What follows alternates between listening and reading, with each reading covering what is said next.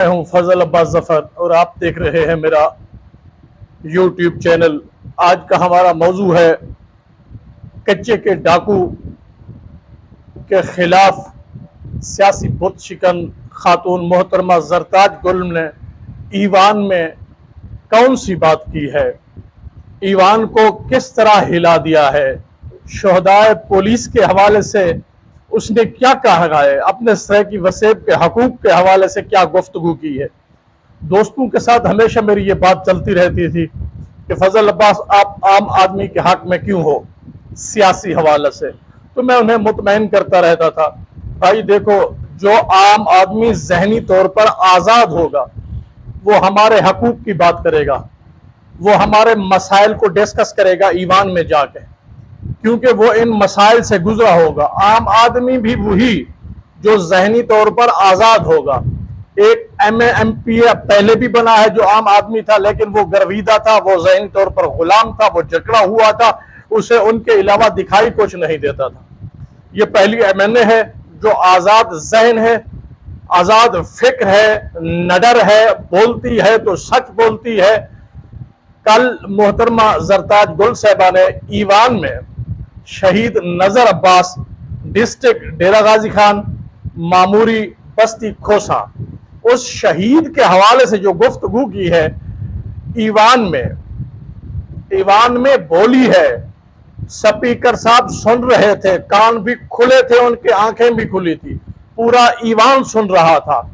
انہوں نے اس کچے کے ڈاکوں پر جو بحث کی ہے، جو بات کی ہے، اور شہدائے پولیس کے حق میں جو گفتگو کی ہے، پولیس کے شہداء کے حق میں بولی ہے کہ میرے پولیس والوں کا کون ہے، یہ تھے اس کے کلمات۔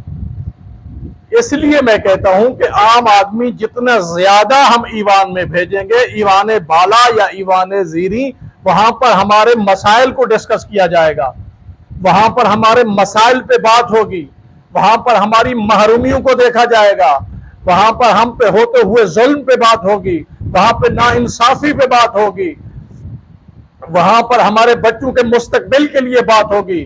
یہ لوگ ہم جو 5 پشتوں سے سر پہ مسلط کیے ہوئے ہیں، یہ ہمارے حق میں کوئی بات نہیں کرتے، انہوں نے کبھی بولا بھی نہیں، بولے ہیں تو اس طرح بولے ہیں کہ اپنے علاقے کے لوگوں کو بجلی چور ثابت کرنے کے لیے انہوں نے گفتگو کی ہے، ان کے حقوق کے لیے کوئی بات نہیں کی اور کبھی نہیں کی گئی۔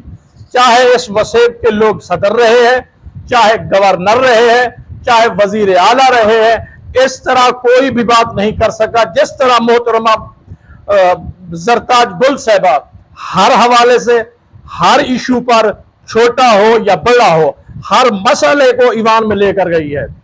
یہ ہوتا ہے حقیقی لیڈر، یہ ہوتا ہے وسیب کی رہنمائی کرنے والا حقیقی نمائندہ، اسے کہتے ہیں سیاست۔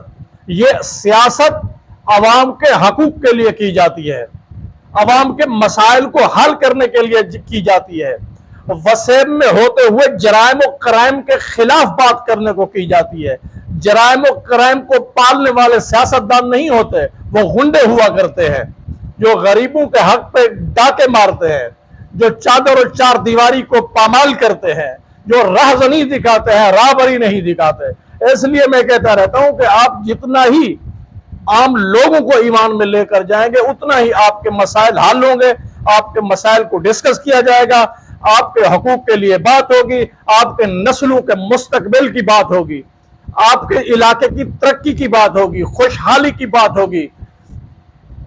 آج میں نے محترمہ زرتاج گل نے جو ایوان میں بیان دیا ہے، میں نے وہ ویڈیو سنی ہے، سچ میں کہہ رہا ہوں کہ میرے آنسو نکل آئے ہیں کہ میرے شہداء شہادت کے وقت کیا کہہ رہے ہیں، سینے پر گولی کھانے والے کیا بول رہے ہیں، ہمارے خوبصورت جوان جو کچے کے ڈاکو لے کر جا رہے ہیں اور جن کی جانیں ضائع کر رہے ہیں، ہم ہیں کہ ہمیں کچے کے ڈاکو سے تو احساس ہے، ان کے ساتھ تو ہماری ہمدردی ہے، ان کے جذبات کا تو ہمیں احترام ہے، ہماری جانوں کا کوئی احترام نہیں ہے، ہماری نسلوں کا کوئی احترام نہیں ہے، ہمارے کوئی جذبات نہیں ہے، ہم مرنے کے لیے آئے ہیں، بس ٹھیک ہے جاؤ مرو اور چلے جاؤ۔ یہ کون سی بات ہے؟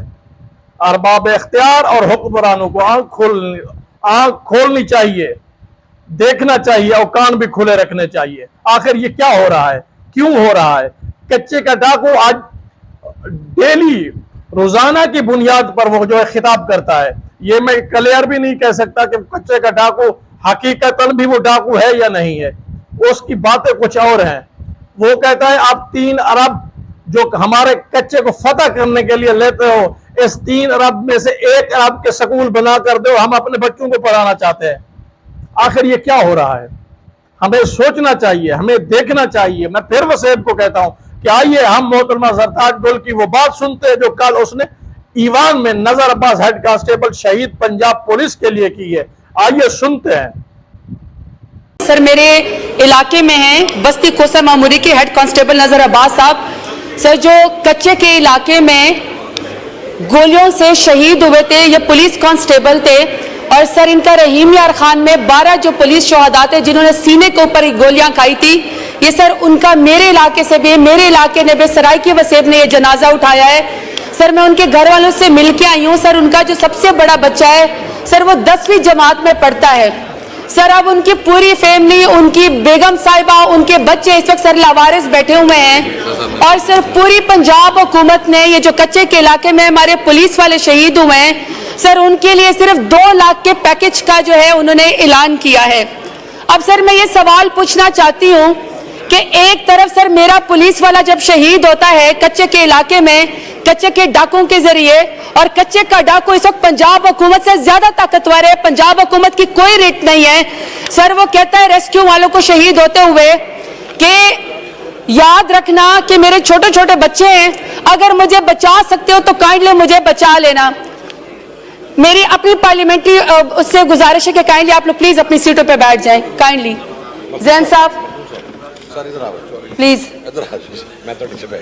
तकरीर के बीच में नाम नहीं तो सर अगर पुलिस कांस्टेबल ये कहता है मरते हुए, शहीद होते हुए कि मैं सीने पे गोली खा रहा हूं, तुम गवाह रहना, लेकिन मेरे छोटे छोटे बच्चे हैं, मेरे घर वालों को देख लेना, ये ना हो कि वो यतीम रह जाए और वो लावारिस रह जाए, अगर मुझे बचा सकते हो तो मुझे बचा लो। सर दूसरी तरफ होम डिपार्टमेंट को कच्चे का डाकू खुद फोन करके कहता है कि आपने जो मेरे सर की कीमत 1 करोड़ रुपए लगाई। सर अभी तो मैंने स्टार्ट भी नहीं किया, सर 2 मिनट दे दें मुझे। तो सर वो कच्चे का डाकू उनको फोन करके कहता है होम डिपार्टमेंट को कि आपने जो मेरे सर की कीमत 1 करोड़ रुपए लगाई है ये तो जरा ज्यादा है या कम है। आगे से सर होम डिपार्टमेंट का ऑफिसर उसको कहता है कि मुझे आपके जज्बात का बड़ा ख्याल है। सर मैं यहाँ पे पूछना चाहती हूँ कि कच्चे के डाकू के जज्बात का आपको ख्याल है, लेकिन सर ये जो मेरे सरायकी वसेब का और पंजाब में जो 12 शहादा पुलिस कांस्टेबल जिन्होंने सीने के ऊपर गोलियां खाई है, सर उसकी फैमिली के जज्बात का ख्याल किसने रखना है? सर कोई जवाब हमें नहीं आता, यहाँ पे कोई पॉलिसी स्टेटमेंट नहीं आती।